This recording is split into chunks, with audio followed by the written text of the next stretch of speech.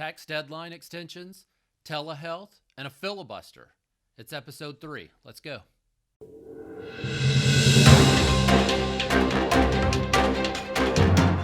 Time for our trivia question. The Chiefs are in Super Bowl 55. They were also in Super Bowl 1. In which stadium was Super Bowl 1 played? A lot of the work that we do here in the Senate is actually done behind the scenes. This week, I want to point out 2 things that I've been working on to help all of you back at home. First, this week I sent a letter to our congressional delegation, Senator Roy Blunt, Congressman Emanuel Cleaver, talking about the tax deadline for the federal government. Last year, the U.S. Treasury extended that deadline from April 15th to July 15th due to the pandemic. With so many people struggling, those who may owe taxes, it was a welcome relief.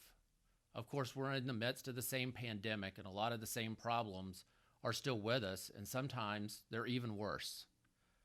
I wrote to our congressional delegation asking them to urge the Treasury to once again extend that deadline to give people more time to get over this pandemic and pay those taxes. But please understand, for those of you out there who may be expecting a tax return, you can still file anytime you would like. We need to get that money back in your hands if you think that you would get a tax return. But for those who owe, we need to give you a little bit more time, let the economy recover, let's get things back to normal. And that extension would be welcome relief for so many, and I hope we can get that done. Another issue I've been working on is in the realm of telehealth. Prior to the pandemic, a lot of us weren't used to FaceTime and Zoom and meetings over a screen. But we've all become very accustomed to that in the last year. Now, Missouri has, for a while, had some good rules around telehealth. But I am grateful that the state, during the pandemic, has relaxed some of the red tape around many of those rules and has allowed greater access for patients and doctors to have their appointments via telehealth, things like Zoom and FaceTime, the doctor's offices set up. I sent a letter a few weeks ago to the governor and to the director of Medicaid, Todd Richardson, asking them to look at continuing the relaxation of those rules so that Missourians can still have access. I'm pleased to announce that I had a visit with Director Richardson last week, and the state is in fact looking at making many of those rules permanent. I think we all have gotten used to this form of communication. We're all comfortable with it, and so long as the standards still hold for an in-person visit and a telehealth visit, there's no reason we can't do that moving forward. However, one huge hurdle stands in the way of truly making this effective for all Missourians, and that's the issue of broadband access or cellular access throughout our state. As many of you know, I grew up in a very rural part of the state, and sometimes in those rural areas, it is difficult to get broadband services.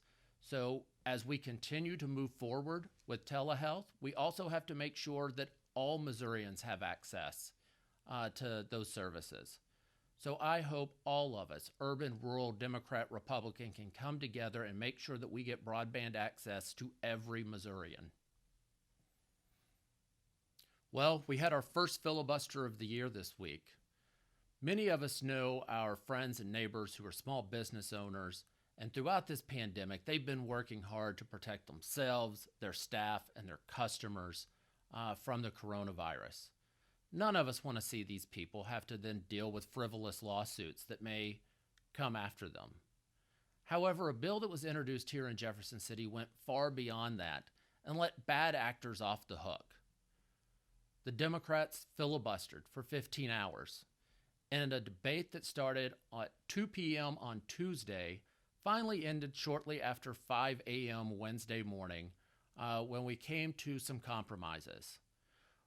The bill got the initial support of the Senate. It has another vote, and then it will go to the House.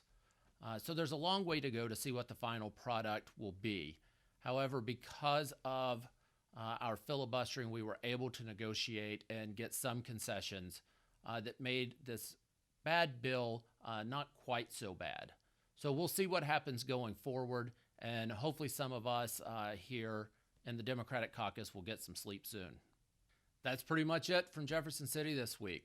The answer to that trivia question, Super Bowl I, was played in Los Angeles' Memorial Coliseum, the Chiefs and the Packers.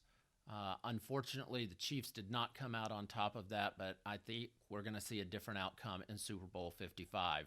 I've got my Chiefs tie on. We're ready to go. Some of you may be viewing this after the game and already know the outcome as we record this on Thursday prior to the Super Bowl. I can tell you I'm pumped up. I'm ready for the game. We'll see you next week. Go Chiefs.